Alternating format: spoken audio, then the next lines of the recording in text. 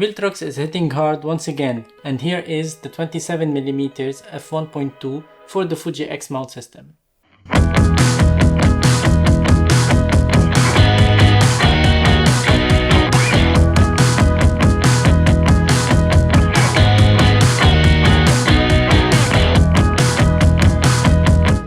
Hello everyone and welcome back to another video on my channel. I'm Photorabs. I do videos about photography, filmmaking, camera tech related reviews, unboxings, action cams, vlogging kits, and so on. If you are interested in these topics, I highly appreciate if you go subscribe to my channel. That's a massive help. A quick disclaimer, Viltrox did not pay me to do this video. They did not send me the lens for free to try it out. They did not sponsor my channel. I bought this lens myself and I want to share with you my first impressions about this new 27mm f1.2 for the Fuji X mount system. I ordered this lens on the release date and I received it a few days ago, so I did not have much time to play with it properly yet, so I cannot give you my honest opinion and a real review about this lens in this video. That's why it's gonna be only about the first impressions about the 27mm f1.2 for the X mount system, and stick around till the end of this video. I'll give you some tricks to achieve great results with this lens on your Fuji camera. If you were here on this channel before, you know that I have the 23mm f1.4 Viltrox lens for my Fuji camera, and I'm using it just here on this angle, and I love this lens. I used it a lot for videography, whether for personal videos like this one or for professional work in weddings and so on, and I used it a lot for portrait photography as well. And it's a very good lens, very compact lens. I'm very satisfied with it, even if it has lots of flaws. I'll mention them later on in this video.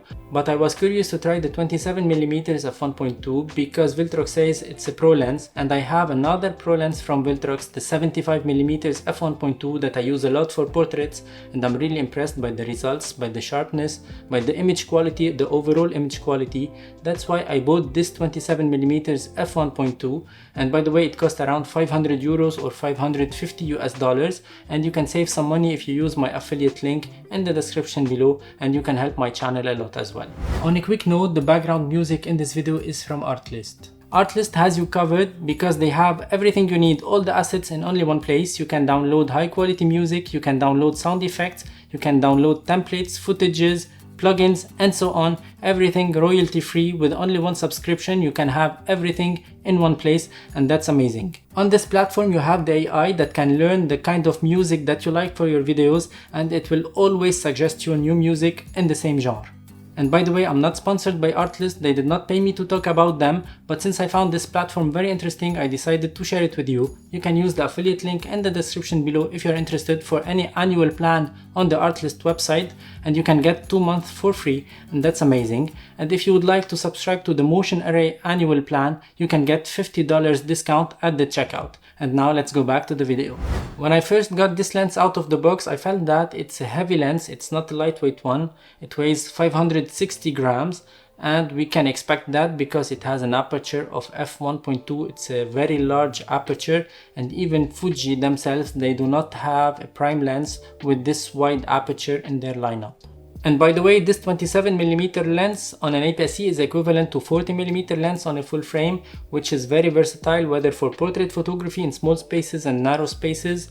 It's a very good lens for street photography, for travel photography, and for landscape. And of course, you can use it for videography. It's a great focal length for videography as well. This lens is built with 15 elements in 11 groups, with high refractive elements, 2 low dispersion elements, and 1 aspherical element, allowing it to achieve some really high quality images in terms of colors and sharpness. It has 11 bladed diaphragm in order to have some really soft and creamy bokeh. It has a 67mm filter thread on the front element, which has become the standard size for filters in these days. This is an autofocus lens, and it has a minimum focusing distance of 28 centimeters, allowing you to have some really nice close-up shots. And it has this aperture ring, which is a clicky ring.